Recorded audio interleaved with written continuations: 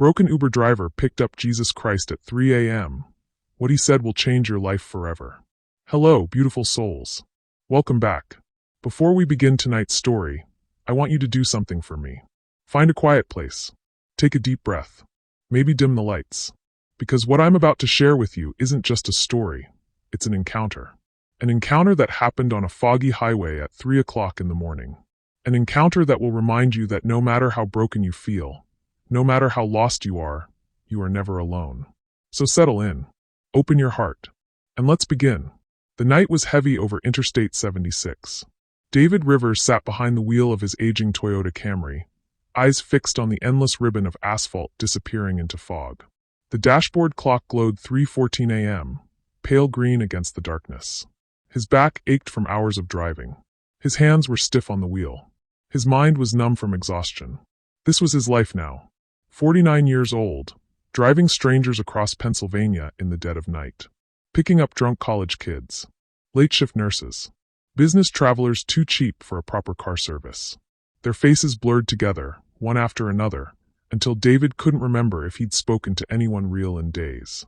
The Uber app pinged softly. No pickup request. Just the hum of the engine and the static of late-night radio keeping him company. David adjusted the rearview mirror and caught a glimpse of his own face. Weathered. Tired. Older than 49. He looked away quickly. He didn't like seeing himself anymore. The fog thickened as he drove west toward Pittsburgh. It pressed against the windows like something alive, swallowing the headlights almost instantly. Visibility dropped to maybe 30 feet. David slowed, gripping the wheel tighter. He'd driven this stretch of I-76 1,000 times. During the day, it was just highway, trucks and cars and nothing special. But at this hour, in this fog, it felt different. Like driving through the edge of the world. Like being the only person left alive. Then he saw it. At first, it was just a shape in the mist. A shadow on the shoulder of the highway. David squinted, trying to make sense of it. As the car drew closer, the shape sharpened into a figure. A man. Walking. Barefoot. David's pulse spiked. People didn't walk I-76 at 3 in the morning. Especially not barefoot. Especially not in this cold. The man wore what looked like a long robe, pale, almost white, brushing against his ankles. His hair fell to his shoulders, dark and long. He didn't stumble. Didn't shiver. Just walked with steady, deliberate steps along the edge of the highway. Every instinct told David to keep driving. To stay in his lane. To mind his own business. But his foot hit the brake. The Camry slowed, hazard lights blinking red into the fog. David pulled onto the shoulder about 20 feet ahead of the figure. His hands were shaking. What am I doing? The man kept walking, calm and unhurried. When he reached the car, he stopped, turned his head, and looked directly at David through the windshield. His face was weathered but serene.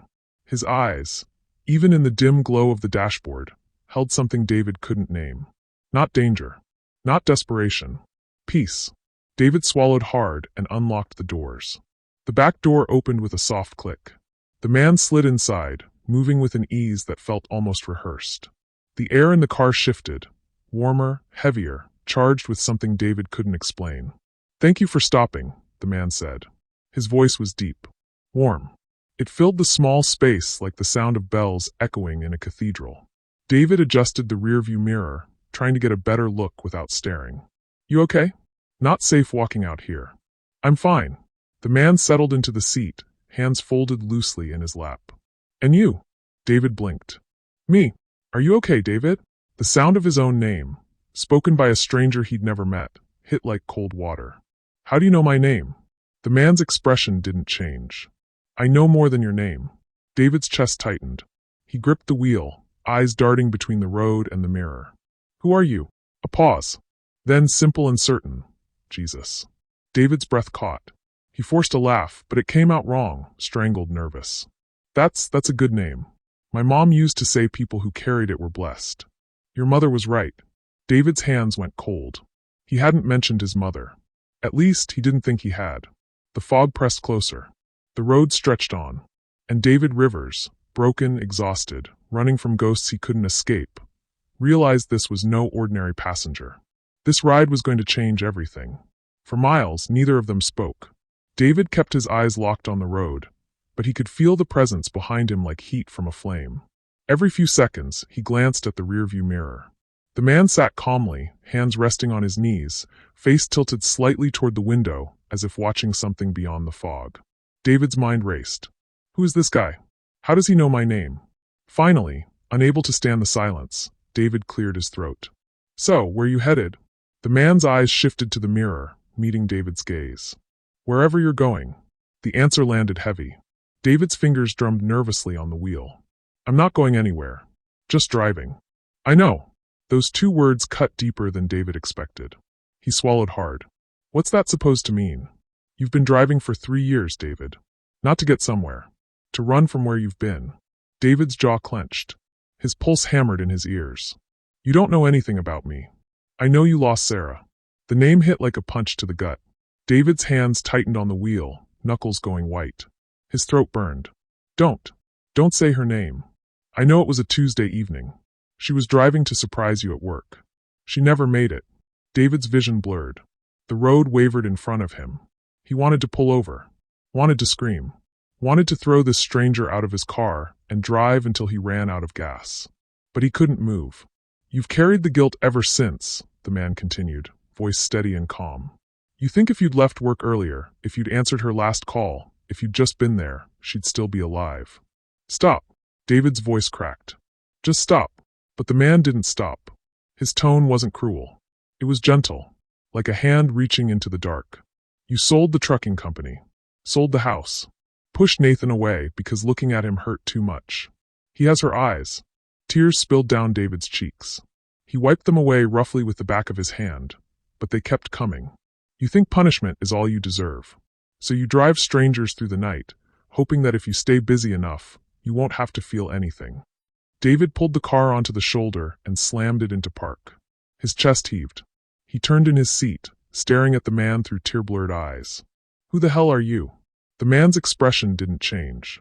I told you. I'm Jesus. That's not possible. Why not? Because, David's voice broke. Because if you were him, you wouldn't let good people die. You wouldn't let a woman like Sarah get killed on her way to surprise her husband. You wouldn't let a man spend 3 years drowning in guilt. The man leaned forward slightly. His eyes, dark, infinite, impossibly kind, held David's gaze without flinching. I didn't take Sarah from you, David. Death is part of this broken world. But I was there in the hospital when you held her hand. I was there when Nathan cried in your arms.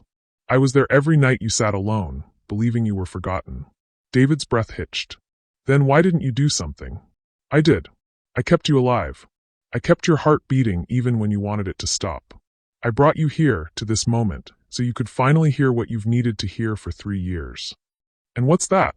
The man's voice was soft, but it carried the weight of eternity. That you are not abandoned. That your grief does not define you. And that forgiveness, real forgiveness, begins when you stop punishing yourself for being human. David covered his face with his hands and sobbed. Great, wrenching sobs that shook his entire body. All the pain he'd buried, all the guilt he'd carried, came pouring out in the quiet cab of that car on the side of a foggy highway. And the man in white sat quietly waiting. Not rushing him. Not demanding anything. Just present. When David finally looked up, his face wet with tears, the man spoke again. There's somewhere we need to go. David wiped his eyes. Where?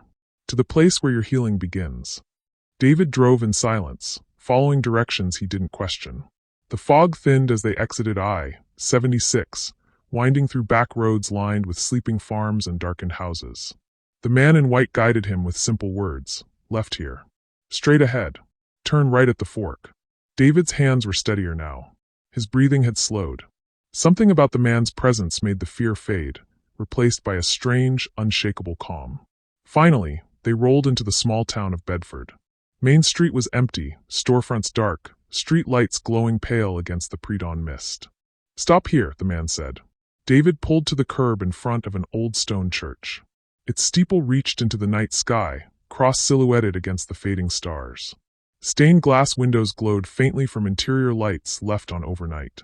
David stared at the building. His stomach knotted. I haven't been inside a church since Sarah's funeral. I know. I can't. You don't have to believe, David. You only need to speak what you've never said. David's throat tightened. He killed the engine, and the silence pressed in like a living thing. For a long moment, he didn't move. Then, slowly, he opened the door and stepped out into the cold night air. The man followed. Inside, the sanctuary was dim and cool. Wooden pews lined the center aisle, worn smooth by generations of prayer. The air smelled faintly of candle wax and old hymnals. Colored light from the stained glass, reds, blues, golds, painted patterns across the floor. David stood frozen near the back. His chest felt like it was being crushed by an invisible weight.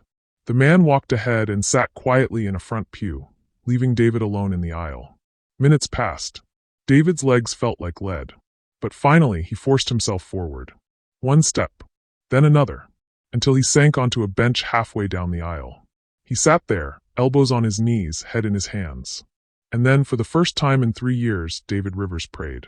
"I'm sorry, Sarah." His voice was barely a whisper, cracking under the weight of grief. "I'm so sorry I wasn't there. I should have left work early. I should have answered your call. I should have." The words broke. Tears fell freely, soaking into his palms. "I don't know how to keep going without you. I don't know how to face Nathan. I don't know how to forgive myself." His whole body shook. "God, if you're real, if you're really here, help me. Please. I'm so tired. I can't carry this anymore." The silence that followed wasn't empty. It was full, thick with something David couldn't name. Not judgment. Not condemnation. Grace. The man in white stood and walked to where David sat. He placed a hand on David's shoulder, and warmth spread through him like sunlight breaking through clouds. "You've said what needed to be said. Now the healing can begin." David looked up, eyes red and swollen. "How?" "By letting go of what you can't change. By trusting that Sarah's love didn't die with her. And by choosing to live again, not for her, but for yourself and for Nathan." David's breath shuddered. "I don't know if I can." "You can. And you will." The man squeezed his shoulder once, then stepped back. David sat there a moment longer, feeling lighter than he had in years. The crushing weight on his chest had lifted, not completely, but enough to breathe. When he finally stood and turned toward the door, the man in white was gone. David spun around, searching the pews, the shadows, the corners. Wait, where? But the sanctuary was empty. Only the faint glow of stained glass and the echo of his own voice. On the pew where he'd been sitting, David found something that hadn't been there before. A folded piece of paper. David's hands trembled as he picked up the folded paper. The handwriting on the outside was familiar, achingly, impossibly familiar. "For David, when you're ready." Sarah's handwriting. His knees buckled. He sank back onto the pew, clutching the paper like it might disappear if he held it too loosely. With shaking fingers, he unfolded it. "My dearest David, if you're reading this, then you've finally stopped running long enough to listen. I'm so glad. I know you blame yourself for what happened. I know you replay that day over and over, thinking of all the things you could have done differently. But my love, there was nothing you could have done. What happened was not your fault. I was so happy that day. I bought your favorite pie, cherry, with the lattice crust you always said reminded you of your mother's. I was driving to surprise you because I wanted to see your face light up. I wanted to remind you that even in the hardest seasons, we still had joy. I never made it. But David, I need you to know, I died happy. Thinking of you. Loving you. Grateful for every year, every day, every moment we had together. Where I am now, there is no pain. No sorrow. Only peace. And the only thing that grieves me is knowing you're carrying guilt that was never yours to carry. Please, my love, forgive yourself. Nathan needs you. He's hurting too, and he doesn't know how to reach you. Be the father I know you are. Be the man I fell in love with. Live the life we dreamed of, not in the past, but in the present. You are loved. You have always been loved. And nothing, not even death, can separate you from that love. Wait for me. But don't stop living while you do. Forever yours. Sarah. David read the letter 3 times. Then 4. Tears blurred the ink, but he could still see every word burned into his mind. He pressed the paper to his chest and wept, not with the raw, tearing grief that had haunted him for 3 years, but with something different. Something that felt like release, like exhaling after holding his breath for too long.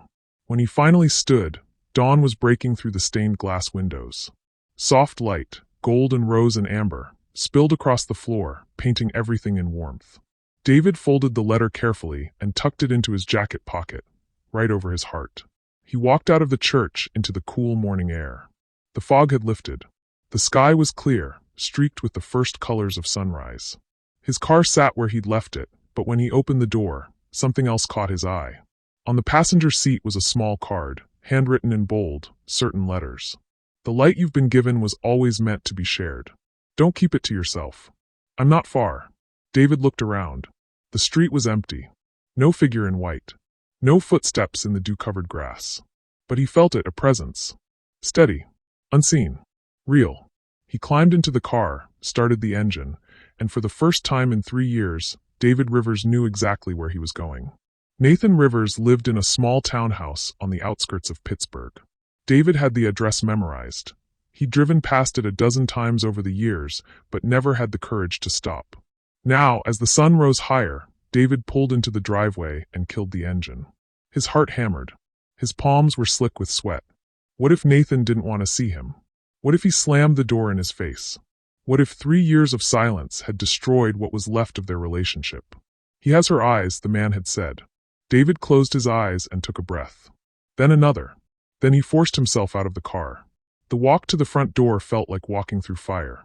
Each step was agony. But he kept moving. He knocked. Footsteps approached from inside. The door opened. Nathan stood there. 26 now. Taller than David remembered. Broader in the shoulders. His hair was shorter, his face more angular. But his eyes, dark brown, warm, impossibly kind, were Sarah's. For a moment, neither of them spoke. They just stared at each other, separated by a doorway and 3 years of silence. Nathan's voice came first, quiet and uncertain. Dad! David's throat closed. He nodded, unable to speak. Nathan's jaw tightened. His eyes glistened. Why are you here? Because, David's voice cracked. Because I've been a coward. Because I ran when I should have stayed. Because I hurt you, and I'm sorry. Nathan looked down, blinking hard. You left me alone. I know. Mom died and you just disappeared. You sold the house. You stopped answering calls. You acted like I didn't exist. I know. David's voice broke. And I'll never forgive myself for that. But Nathan, I'm asking, begging, for a chance to try again. I'm not asking you to forget. I'm just asking you to let me be your father again. Nathan's face crumpled. Tears spilled down his cheeks. I thought you hated me. I thought I reminded you too much of her. You do remind me of her. David stepped closer, voice trembling. Every time I look at you, I see her smile. Her kindness. Her strength. And that terrified me. Because losing her broke me. And I was so afraid that if I stayed close to you, I'd lose you too. But you lost me anyway, Dad. You lost me by pushing me away. I know. And I can't undo that. But I'm here now. And if you'll let me, I want to be here for whatever comes next. Nathan stood there, torn between anger and longing. Then slowly, he stepped forward and pulled David into a rough, desperate hug. David wrapped his arms around his son and held him tight, both of them crying like they hadn't cried since the funeral. I missed you, Dad, Nathan whispered into his shoulder. I missed you too, son. So much. They stood there on the porch as the sun climbed higher, 2 broken men choosing to heal together.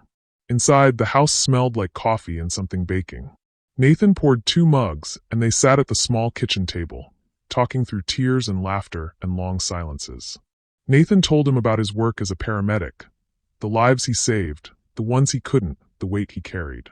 David listened without interrupting, realizing his son had been carrying his own grief alone all this time. I wanted to call you so many times, Nathan admitted, but I didn't know what to say. I thought you didn't want to hear from me. I always wanted to hear from you. I just didn't think I deserved to. They talked for hours.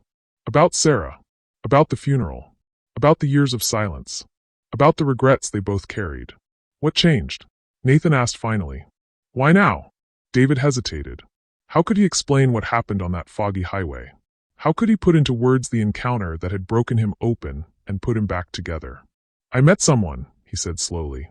Someone who reminded me that I'm not as lost as I thought. That forgiveness is possible. That I still have people who need me. Nathan studied his father's face. You look different. Lighter. I feel lighter. When David finally stood to leave, Nathan walked him to the door. Will you come back? As often as you'll have me. Nathan pulled him into another hug. Then come back soon, Dad. Don't be a stranger. David drove away with tears in his eyes, but this time they were good tears. Healing tears. The kind that water new growth. The weeks that followed were different. David still drove Uber. Same car, same streets, same late-night shifts. But everything had changed.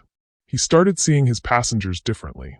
Not as anonymous faces to shuttle from point A to point B, but as people. Each one carrying their own stories, their own pain, their own need to be seen. One night, he picked up an elderly man with a cane. The man struggled into the back seat, breathing hard. David waited patiently, then turned down the radio to soft instrumental music. "Hospital?" the man asked, voice rough. "Of course. Take your time." At the end of the ride, the old man lingered. "You're kind. Most drivers rush me." David smiled gently. "We all need a little patience sometimes." Another night, a young woman climbed in clutching a trash bag full of clothes. Her makeup was smeared, her hands shaking.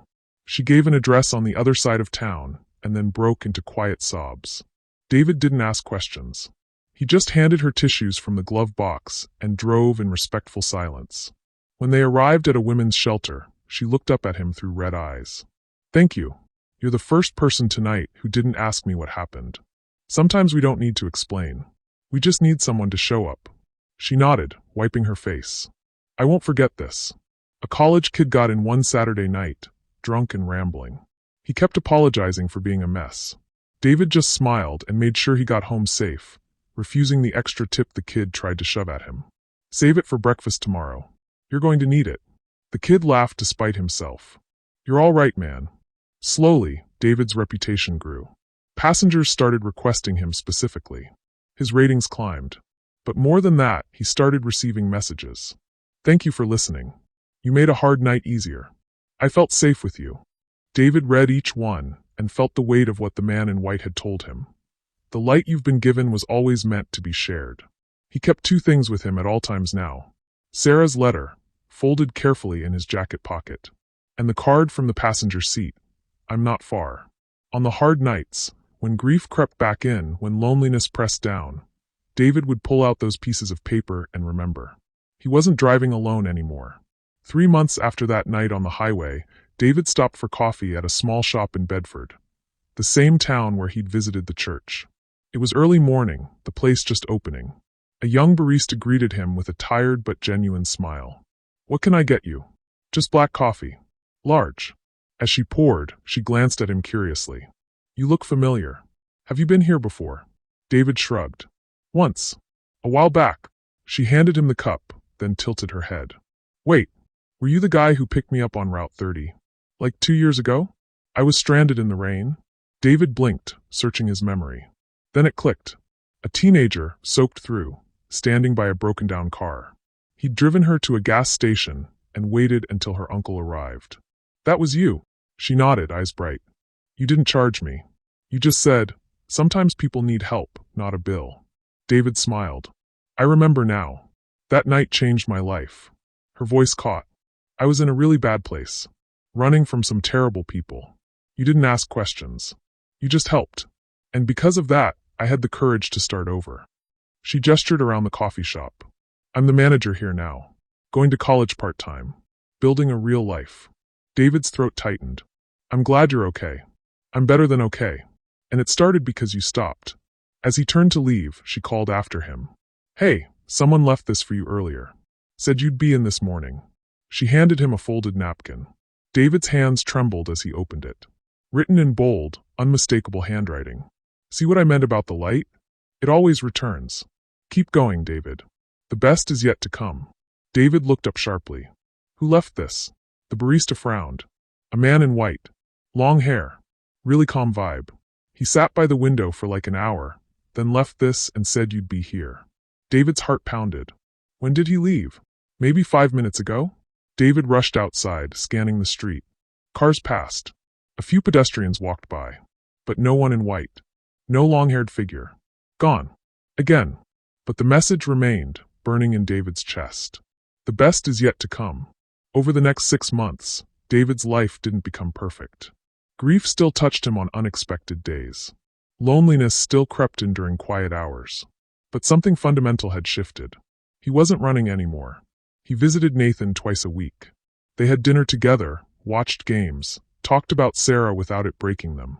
Slowly, the distance between them closed. Nathan introduced him to his girlfriend, Emily, a nurse at the hospital where he worked. She was kind, patient, and reminded David so much of Sarah that the first time they met, he had to excuse himself to cry in the bathroom. But they were good tears. David also started going back to church. Not every week. Not even most weeks. But when he felt the pull, he went. And each time, he sat in the same pew where he'd prayed that night, and he whispered thank you into the silence. His Uber passengers continued to teach him. An immigrant mother working 3 jobs to support her kids. A veteran with PTSD who just needed someone to sit with him in silence. A teenager who'd just come out to his parents and needed to hear that he wasn't alone.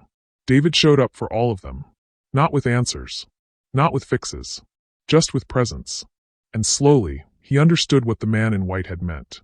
Healing wasn't about erasing the past. It was about choosing to live fully in the present. It was about carrying the scars but not letting them define you.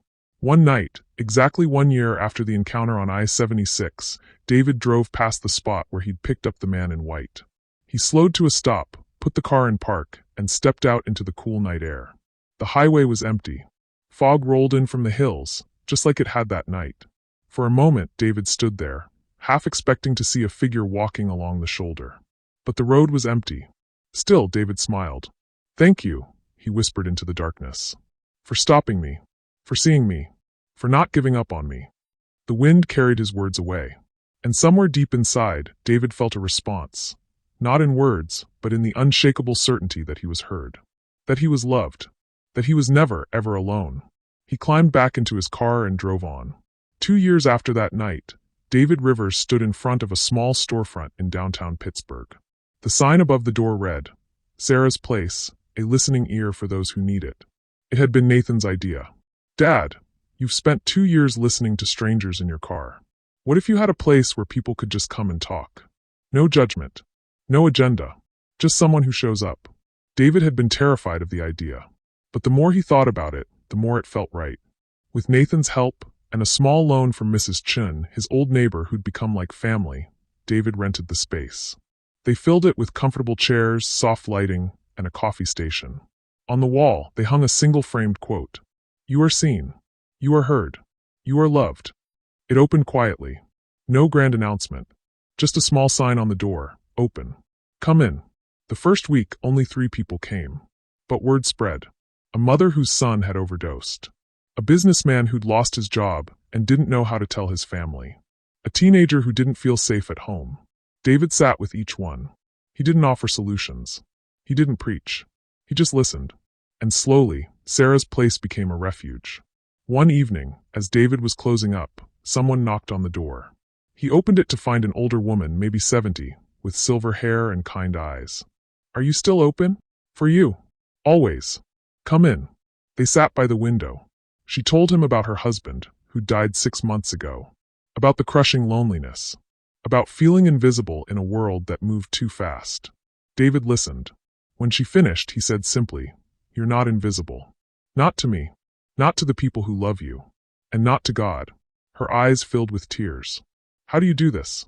How do you sit with people's pain every day?" David smiled gently. "Because someone once sat with mine. And it changed everything." After she left, David locked the door and stood in the quiet space.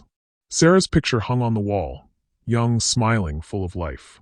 "I hope you're proud," he whispered. And somehow he knew she was. 3 years to the day after the encounter on I-76, David was at Sarah's Place when the door opened. He looked up from his coffee and froze. A man stood in the doorway. Long hair. Calm expression. Dressed simply in jeans and a white shirt. It wasn't the robe.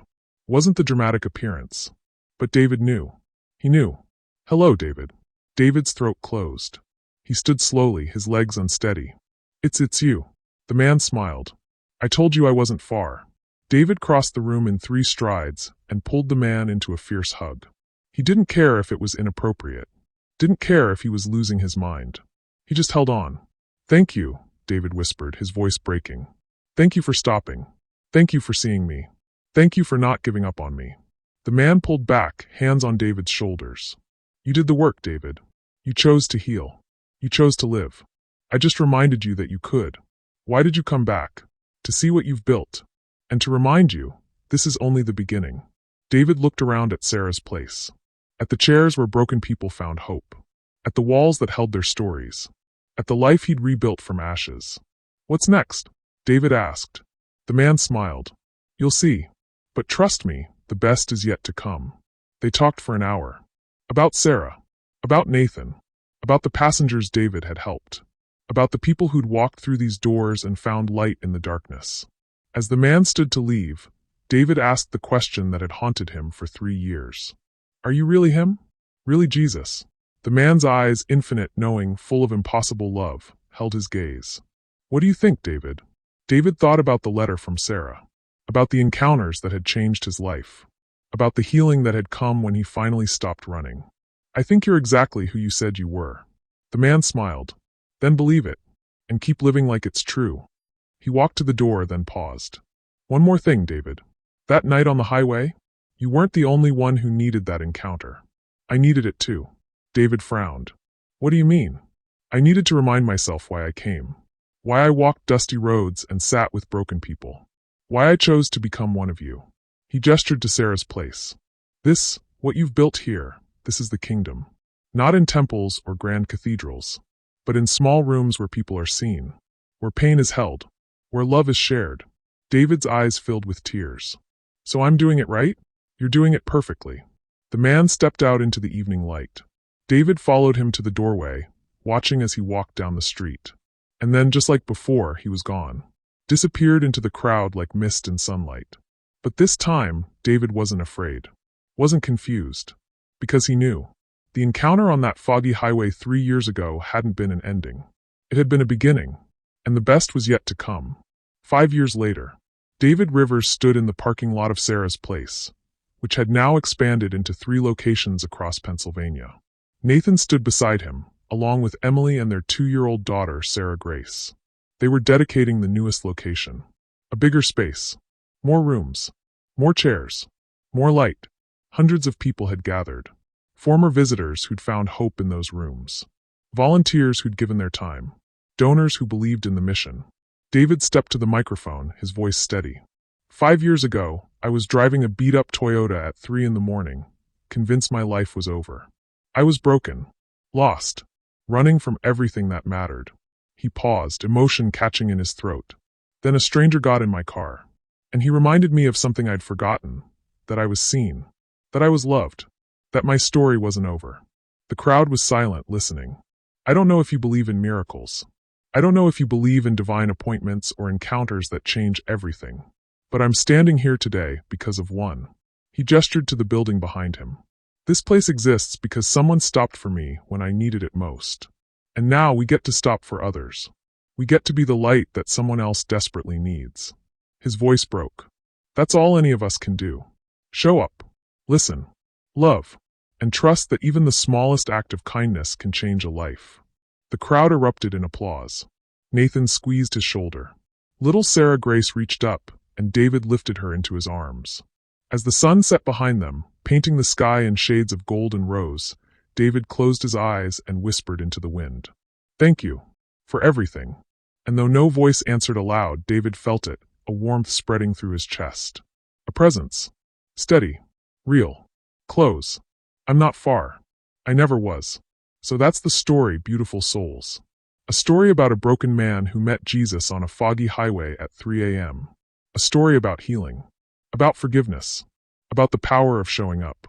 If this story touched you, if you've ever felt broken, lost, or forgotten, I want you to know something. You are seen. You are loved. You are not alone. And sometimes the miracle you need comes in the form of someone who stops when they don't have to. Someone who listens when no one else will. Someone who reminds you that your story isn't over. Maybe today you're David, needing someone to stop for you. Or maybe today you're the stranger in white, being called to stop for someone else. Either way, show up. Choose love. Choose healing. Because you never know when a single encounter might change everything. Share this story if it touched your heart. Leave a comment telling me which moment broke you. And remember, the best is yet to come. Until next time, beautiful souls. Keep believing. Keep hoping. Keep driving toward the light. It's closer than you think.